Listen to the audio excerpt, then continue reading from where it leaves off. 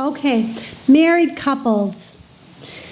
We're fresh from our first married couples retreat yesterday, so I have a lot to say. Married couples have to each today, during adoration, consider how you view each other. Lots of people say, familiarity breeds contempt. That is the most dreadful statement I've ever heard. Certainly it has no place in a marriage. Familiarity should breed reverence. Because if you've been married 100 years, you still don't know everything about your spouse. Nobody knows the whole picture. Nobody knows everything about another person. It's impossible, isn't it? So don't make judgments about your spouse. You can't judge what's in their heart or why it's there. Be reverent about the person next to you, the person you're living with. Every person here has wounds that nobody knows anything about. These are deeply private, deeply personal. Some could never be expressed even if we tried, right? Treat our spouses accordingly. We have to be gentle with our spouses. God has this, if we were to see a priest or a nun and they never prayed, we would be concerned, wouldn't we? We would say, that's a little strange. I'm worried about this priest or nun who never prays. Okay, married couples are also in a vocation. If you're not praying, if you don't have a lively prayer life, your vocation will suffer. Your half of the tent is going to sag. So we have this marriage, this vocation, two people here, and they create this thing. And in this vocation, Jesus has a plan, a hope, a bunch of goals. That God has goals for your marriage. Only if you are together, united in prayer, can God put the plan, the heavenly plan, into the safe place that is your marriage. This is unity. You have to be united. If you're not united, you need to stop what you're doing and get united.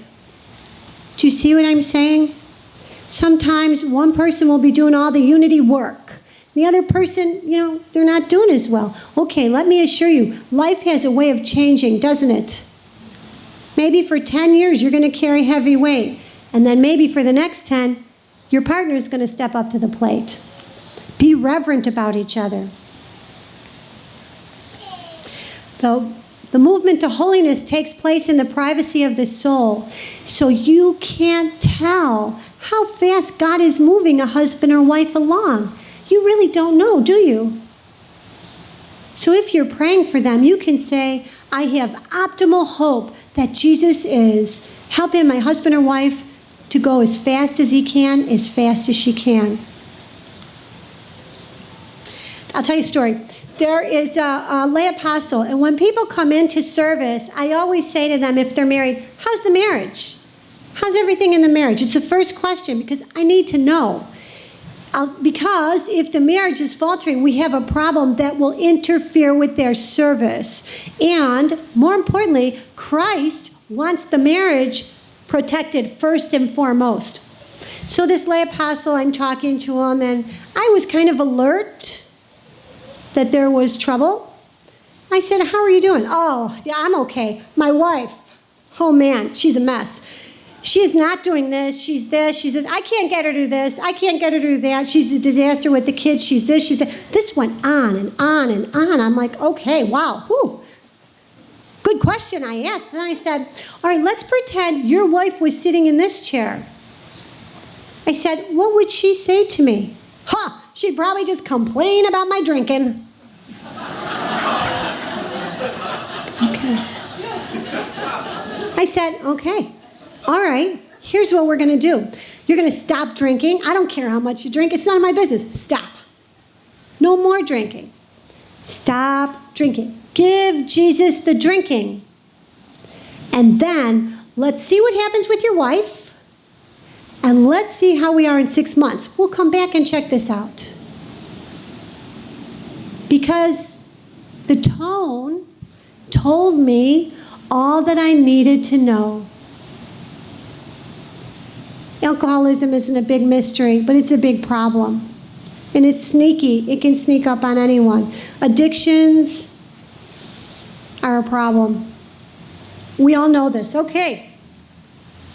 Now, there's something I call a bad marriage self-esteem. Sometimes you have a low marriage self-esteem. Sometimes you walk around and you say, I got the best marriage in the world. Wow, I am so blessed. We are really getting this done for Christ. This is a great marriage. On other days, you're like, what was I thinking when I married him? Where was my head? Why didn't they stop me?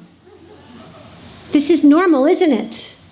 If you've been married longer than 6 months, you know this is normal. If you've been married less than 6 months, you're nervous. In the divorce booklet, Jesus says, in summary, there will come a time when one or the other is tempted to leave. Expect it. Don't get scared if your marriage has problems. Get busy. Do what you can. There are many times in a marriage when you just have to back off and say, Jesus, help. Help, Jesus. And I'm just going to hang in here and do the best I can while you, Jesus, fix this marriage. There are 3 people. There's God, there's the husband, there's the wife. There are plenty of times where you just have to say, we are looking at each other. There's nothing there but anger. And that's when you rely on Christ to come down and he blows right through both of you and reconnects you. I have seen marriages reconnect where it didn't seem possible. I'm not talking about situations where there's physical abuse. That's a whole other situation, and you have to get a priest involved. You got to get help if somebody's afraid.